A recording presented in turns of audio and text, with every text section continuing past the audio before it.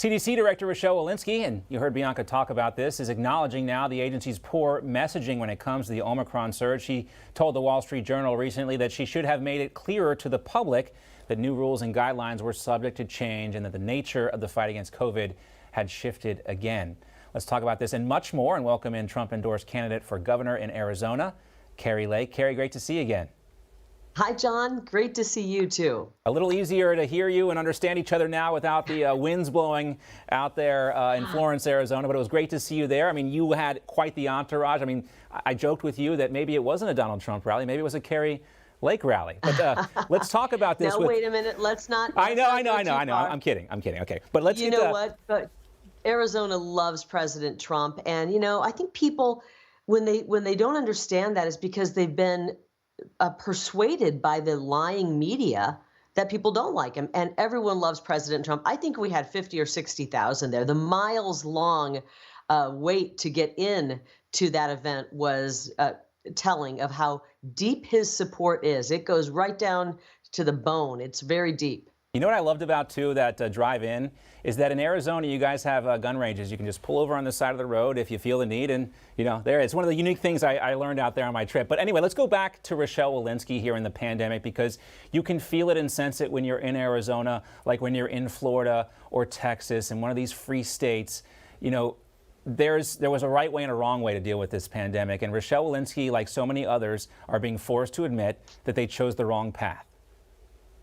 Yeah. They sure did. And, frankly, I think we didn't choose a great path here in Arizona. And I think if you asked a lot of Arizonans, they would say that our governor was too heavy-handed. That being said, it obviously wasn't as bad as Cuomo and Whitmer and all of those people. But remember, our governor shut our state down twice. Mm-hmm. He shut businesses down, and it was the smaller businesses that were primarily affected, and he shut our schools down and masked our kids. So it went over the top here. Arizonans like their freedom, and we lost a lot of our freedom. And even though we weren't as bad as other states, everyone wants to get their freedom back. And when I'm governor, if it isn't done already, we're going to end the pandemic. It's an endemic.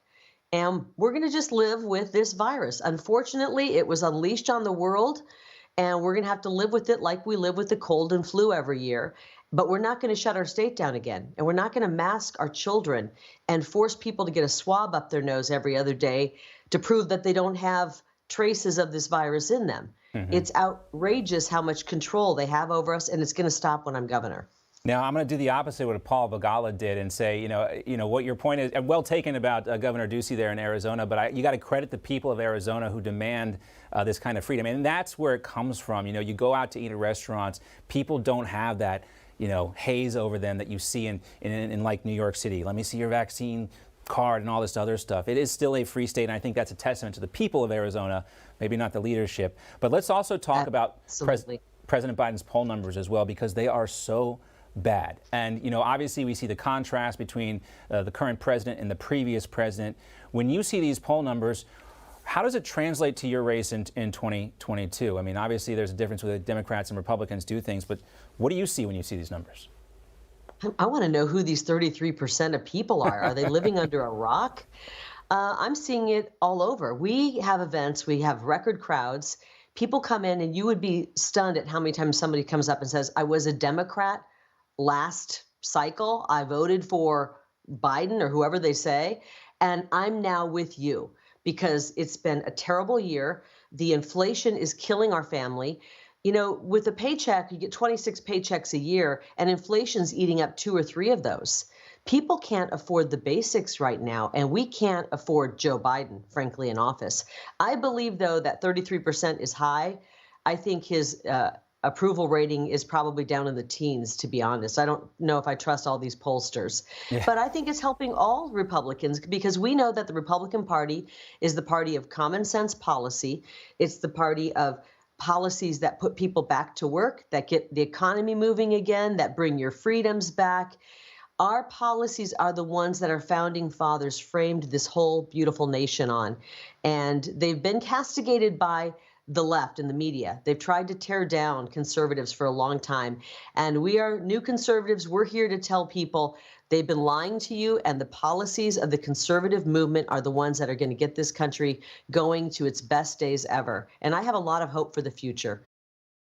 Hey, I'm Rob Finnerty. Thanks for watching. If you enjoyed this video, please join the conversation in the comments below. Don't forget to subscribe, too. Hit the bell icon to be alerted to breaking news. And remember, there's a whole lot more on Newsmax TV, America's fastest growing cable news network. Newsmax TV, we're real news for real people.